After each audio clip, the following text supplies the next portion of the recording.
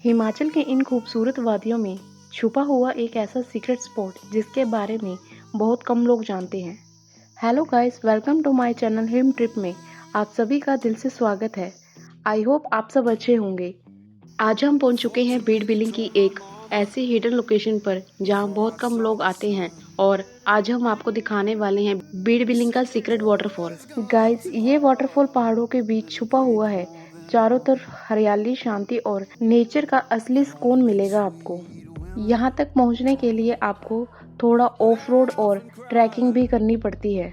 Guys, हम आपको इस वीडियो में पूरा वाटरफॉल का रास्ता दिखाने की कोशिश करेंगे। तो चलिए बिना समय गवाए अपने सफ़र की शुरुआत करते हैं। और गाइस, यहाँ आपको एक और इंटरेस्टिंग एक्टिविटी भी देखने को मिलती है जिसे जिप लाइन भी कहते हैं, जहाँ लोग रस्सियों के सहारे हवा में उड़ते हुए इस वैली को क्रॉस करते हैं। और कुछ जगह पर स्काई साइकिलिंग भी होती है, यानी रस्सी के ऊपर साइकिल चलाना। ये कितना क्रेजी एक्सपीरियंस है। लेकिन एक बैड न्यूज़ भी है, जब हम यहाँ पहुँचे उस दिन ये एक्सपीरियंस हम नहीं ले सके। उस दिन स्काई साइकिलिंग बंद थी। खैर कोई बात नहीं, हम अपने सफ़र को आगे बढ़ाते हैं। गाइस, फिर आती है वो जगह जहाँ पर आप अपना व्हीकल पार्क कर सकते हैं। इसके बाद आपको ट्रैकिंग करके ही आगे जाना होगा। तो चलिए दोस्तों, हम भी अपनी ट्रैक शुरू करते हैं वाटरफॉल की तरफ। और सामने आप देख सकते हैं कि पहाड़ पर बना यही वही ट्रैकिंग रूट है जहाँ से सभी लोग वाटरफॉल की ओर बढ़ रहे हैं। गाइस, ये वो मेन पॉइंट है जहाँ तक आपकी गाड़ी आसानी से आ सकती है और यहीं से शुरू होता है असली एडवेंचर, यानी वाटरफॉल तक जाने का ट्रैकिंग रूट। जैसे ही गाइस हम आगे बढ़ते हैं तो हमें पहाड़ी पर एक घर दिखाई देता है। गाइस, ये नज़ारे आपको खो जाने में बस मजबूर कर देते हैं। ऐसा लगता है कि बस यहीं रुक जाओ और इस ब्यूटी को फील करते रहो। अब हम आगे बढ़ते हैं और आपको दिखाते हैं आसपास के ये खूबसूरत पहाड़। हर तरफ बस हरियाली ही हरियाली। ये जगह नेचर लवर के लिए किसी स्वर्ग से कम नहीं है। गाइस, ये रास्ता सीधा साधा तो है लेकिन पूरी तरह नेचुरल है। यहाँ कोई प्रॉपर रोड नहीं है, बस पहाड़, मिट्टी और नेचर के बीच से गुजरता हुआ ये रास्ता। जैसे ही गाइस हम आगे बढ़ते हैं तो हमें पहाड़ी पर एक घर दिखाई देता है। सीरियसली दोस्तों, इतनी ऊंचाई पर लोगों ने अपना घर बना रखा है। नीचे से देखकर ही हैरानी हो जाती है।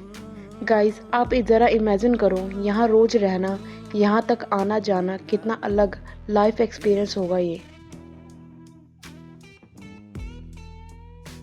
अब हम धीरे धीरे इस ट्रैक पर आगे बढ़ रहे हैं। चारों तरफ फैली हरियाली, ऊंचे ऊंचे पहाड़ और घाटी का ये मनमोहक नज़ारा हर कदम पर रुककर देखने का मन करता है। सामने आपको जो कच्चा रास्ता दिखाई दे रहा है, यही रास्ता हमें खूबसूरत वाटरफॉल तक ले जाता है। रास्ता ज़्यादा कठिन नहीं है और सामान्य तौर पर आराम से चला जा सकता है, लेकिन बरसात के मौसम में ये काफ़ी फिसलन भरा हो जाता है। इसलिए अगर आप यहाँ आए तो अच्छे ग्रिप वाले जूते पहनकर और सावधानी के साथ ही ट्रैक करें। अब ज़रा नीचे की ओर नज़र डालिए। वहीं से हम अपनी यात्रा शुरू करके ऊपर तक पहुँचे हैं। ऊपर से देखने पर पूरा रास्ता और भी खूबसूरत दिखाई देता है। हर मोड़ पर बदलते नज़ारे इस ट्रैक को और भी यादगार बना देते हैं। आसपास नज़र घुमाइए तो दूर दूर तक फैले पहाड़, दूसरी पहाड़ियों पर बने छोटे छोटे घर और शांत वातावरण इस जगह की प्राकृतिक खूबसूरती को कई गुना बढ़ा देते हैं। यहाँ का सुकून और ताज़ी हवा शहर की भागदौड़ से बिल्कुल अलग एहसास कराती है। गाइस, हम इस ट्रैक पर धीरे धीरे आगे बढ़ते जा रहे हैं और हर कुछ कदम पर प्रकृति हमें एक नया और पहले से भी खूबसूरत नज़ारा दिखा रही है। सच कहूँ तो इस जगह की असली खूबसूरती सिर्फ तस्वीरों में नहीं, बल्कि यहाँ आकर अपनी आंखों से देखने में है। गाइस, थोड़ी चढ़ाई चढ़ने पर हमें पहाड़ों पर कई बड़ी बड़ी चट्टानें दिखाई देती हैं। ये चट्टानें देखने में भले ही आकर्षक लगती हों, लेकिन इनके साथ एक खतरा भी जुड़ा हुआ है। गाइस, कुछ चट्टानें ऐसी स्थिति में दिखाई देती हैं कि भारी बारिश या भूकंप जैसी प्राकृतिक घटनाओं के दौरान इनके नीचे आने का खतरा बना रहता है। इसलिए हम इस क्षेत्र को सावधानी से पार करते हुए आगे की ओर बढ़ते हैं। कुछ दूर चलने पर हमारे सामने एक ऐसी जगह आती है जहाँ से हमें छोटा सा पुल दिखाई देता है। इस पुल को देखकर अंदाजा लगाया जा सकता है कि इसी रास्ते से गांव के लोग अपने घरों तक पहुंचते होंगे। सच में यहाँ रहने वाले लोगों की मेहनत को सलाम है। रोज इन ऊंची नीची पहाड़ी रास्तों पर चलना कोई आसान काम नहीं है। आगे सामने बढ़ते ही दिखाई देता है ऊंची पहाड़ी से गिरता हुआ पानी, चारों तरफ फैले हरे भरे पेड़ और बीच जंगल में बहता हुआ झरना। ये दृश्य सचमुच बहुत मनमोहक लग रहा था। दूर से ही झरना इतना सुंदर दिखाई दे रहा था कि इसे देखकर हमारी उत्सुकता और भी बढ़ गई। गाइस, थोड़ी देर इस खूबसूरत नज़ारे का आनंद लेने के बाद हम फिर से अपने सफ़र पर निकल पड़ते हैं। गाइस, कुछ देर चलने के बाद हमें एक काफ़ी बड़ा और मजबूत कुत्ता दिखाई देता है। उसे देखकर हमारे मन में एक ही बात आती है कि यहाँ तो कुत्ते भी किसी पहाड़ी गार्ड से कम नहीं लगते। लेकिन अगर रात के अंधेरे में अचानक ऐसा कुत्ता सामने आ जाए तो अच्छों की हालत ख़राब हो जाए। गाइस, इस बीच हमें अचानक एक तेज आवाज़ सुनाई देती है।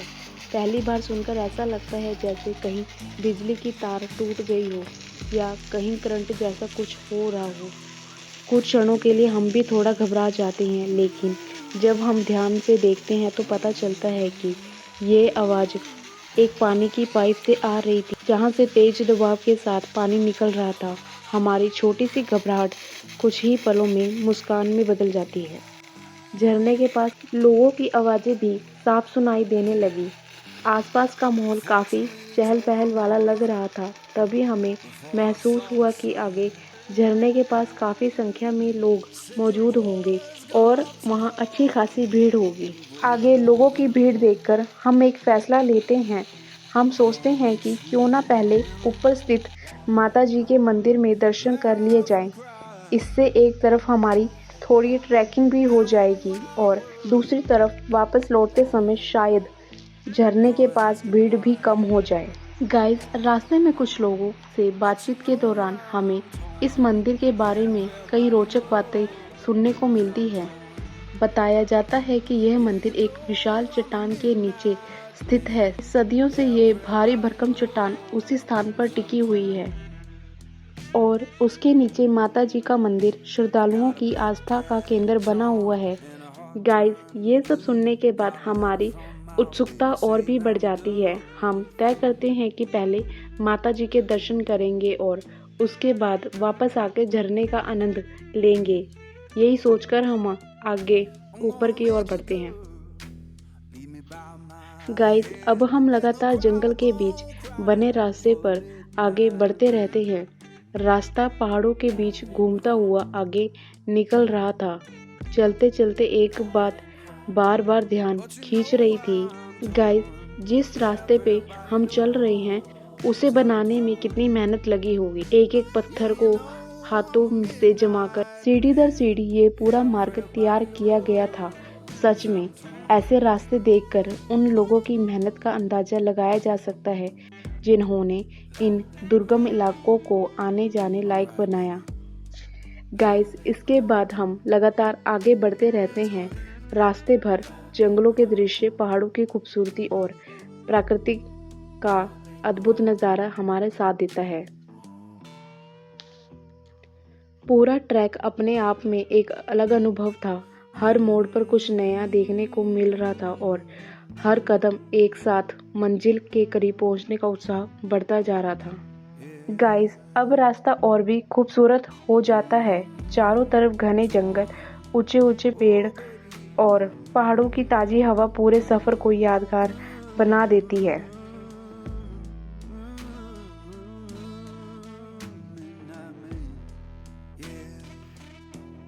गाइस, अब हम इस ट्रैक पर चलते चलते उस लेवल तक पहुंच चुके हैं जहां आकर एक दिलचस्प बात पता चली। नीचे से देखने पर हमें ऐसा लग रहा था कि सामने वाली पहाड़ी पर सिर्फ एक ही घर बना हुआ है, लेकिन यहाँ पहुँचने के बाद पता चला कि वहाँ तो 5-6 घरों का एक छोटा सा गांव बसा हुआ है। दूरी की वजह से नीचे से सब कुछ बिल्कुल अलग दिखाई देता है। गाइस, अब रास्ता पहले से थोड़ा संकरा और कठिन है, लेकिन मंजिल तक पहुंचने का उत्साह हमें लगातार आगे बढ़ने के लिए प्रेरित करता रहता है। रास्तों में आपको चारों तरफ विशाल चट्टानें और पहाड़ों को काटकर बनाया गया एक ट्रैक साफ दिखाई देता है। इन बड़े-बड़े पत्थरों को देखकर अंदाजा लगाया जा सकता है कि इस रास्ते को तैयार करने में कितनी मेहनत लगी होगी। अब हम बिना किसी जल्दबाजी के आगे बढ़ रहे हैं और इस खूबसूरत माहौल को महसूस करते हुए हर नज़ारे को कैमरे में कैद कर रहे हैं। ठंडी हवा, पहाड़ों की शांति और पक्षियों की आवाज़ें इस ट्रैक को और भी यादगार बना देती हैं। अब ट्रैकिंग करते करते हम उस दूसरी पहाड़ी पर बने घरों से भी ऊपर पहुंच चुके हैं। जो घर कुछ देर पहले हमारी नज़रों के सामने थे, अब वही नीचे दिखाई दे रहे हैं। ऊपर से पूरा नज़ारा और भी शानदार लगता है। आगे बढ़ते ही हमारा सामना देवदार के घने जंगल से होता है। ऊंचे ऊंचे देवदार के पेड़ों के बीच से होकर गुजरना अपने आप में ही अलग अनुभव है।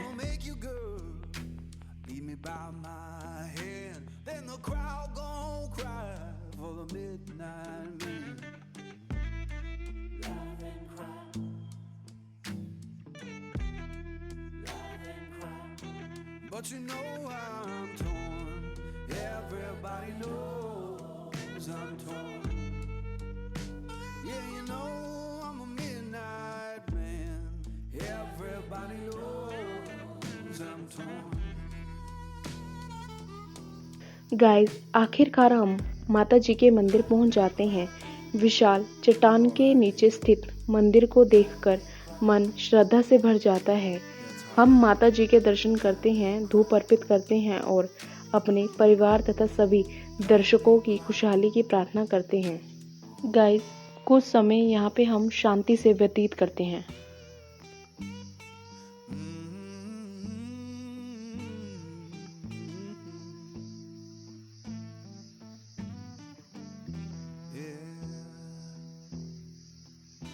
गाइस, यहाँ कुछ समय व्यतीत करने के दौरान हमें कुछ लोकल लोगों से पता चलता है। ऊपर की तरफ एक विशाल चट्टान है जिसके बारे में कहा जाता है कि उस पर कभी आकाशीय बिजली गिरी थी।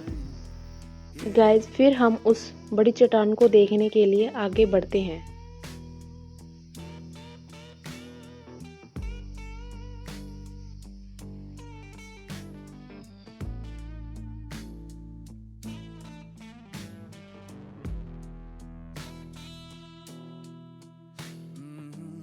गाइस, इसी दौरान हमारी नज़र पहाड़ी पर बने एक अकेले घर पर पड़ती है। दूर जंगलों के बीच खड़ा वह घर देखकर मन में एक ही सवाल आता है कि आखिर किसी ने इतनी दुर्गम जगह पर घर बनाने की हिम्मत कैसे की होगी। यहाँ रोजमर्रा का सामान पहुँचाना भी आसान नहीं होगा, फिर भी लोग इन पहाड़ों में अपना जीवन बड़े साहस के साथ जी रहे हैं। गाइस, इनकी ये हिम्मत देखकर हम सभी की तरफ से इनको सलूट है।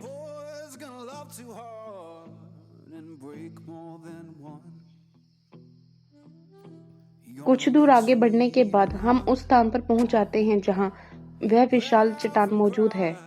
हम उसके पास जाकर कुछ खूबसूरत वीडियो और तस्वीरें कैप्चर करते हैं।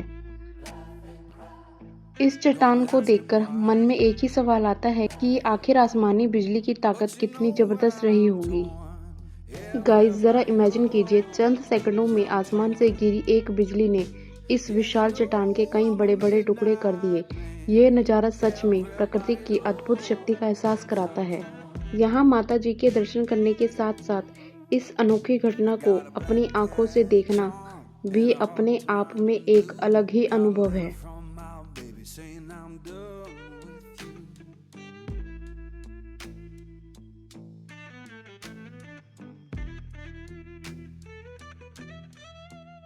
I'm gonna make you good, lead me by my hand, then the crowd gon' cry for the midnight man.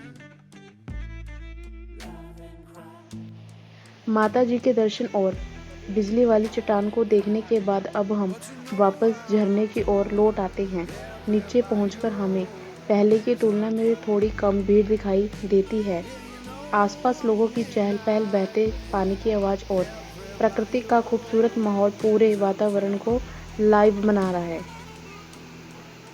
Guys, कुछ देर आराम करने के बाद हम आखिरकार मुख्य झरने की ओर बढ़ने का फैसला करते हैं, लेकिन यहाँ तक पहुँचना बिल्कुल आसान नहीं है। मुख्य झरने तक पहुँचने से पहले हमें कई प्राकृतिक बाधाओं को पार करना है। गाइस, सबसे पहले हमारे सामने बर्फ जैसा ठंडा पानी आता है। पानी इतना ठंडा था कि जैसे ही हमने उस पर पैर रखा, कुछ ही सेकंड में पैर सुन्न होने लगे। घुटनों से ऊपर तक आता पानी और उसका तेज बहाव इस सफ़र को और भी चुनौतीपूर्ण बना रहा है, लेकिन धीरे-धीरे संतुलन बनाते हुए हम इस हिस्से को पार कर लेते हैं। गाइस, इसके बाद हमारे सामने दूसरी चुनौती खड़ी थी, एक बड़ी चट्टान जिसकी ऊंचाई लगभग 8 से 9 फीट रही होगी। यहाँ लोग एक दूसरे का सहारा लेकर ऊपर चढ़ रहे हैं। हम भी सावधानी से कदम बढ़ाते हुए और दूसरों की मदद लेते हुए इस चट्टान को पार कर लेते हैं। गाइस, लेकिन सफ़र अभी ख़त्म नहीं हुआ है। आगे हमारे सामने फिसलन भरी चट्टान थी। यहाँ ज़रा सी लापरवाही भारी पड़ सकती थी, इसलिए हम बहुत संभल कर आगे बढ़ते हैं। कई जगह एक दूसरे का हाथ पकड़कर और सहारा देकर इस कठिन हिस्से को भी पार कर लेते हैं।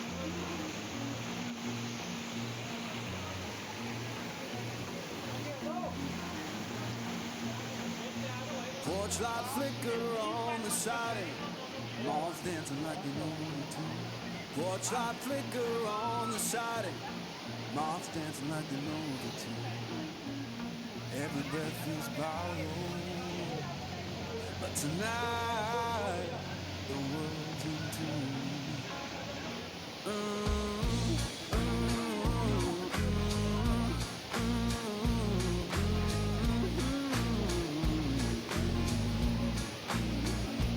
Old chair arms beneath blank boards keep the time. Old chair arms beneath. Guys, इन सभी बाधाओं को पार करने के बाद आखिरकार हम मुख्य झरने तक पहुंच जाते हैं। वहां पहुंचकर जो दृश्य हमारे सामने था, उसे हम शब्दों में बयान करना आसान नहीं है। चारों तरफ फैली ठंडी फुहारें और प्रकृति का अद्भुत नज़ारा मन को पूरी तरह खुश कर देता है। गाइस, कुछ समय झरने के पास बिताने के बाद हमारे लौटने का समय हो चुका था। गाइस, उम्मीद है आपको ये पूरा सफ़र पसंद आया होगा। अगर वीडियो अच्छी लगी हो तो इसे लाइक ज़रूर करें, अपने दोस्तों के साथ शेयर करें और चैनल को सब्सक्राइब करना ना भूलें।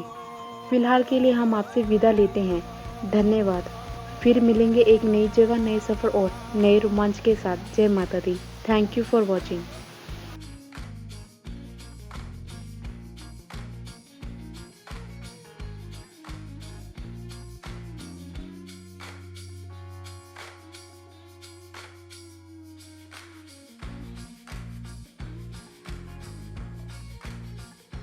Let the porch light burn.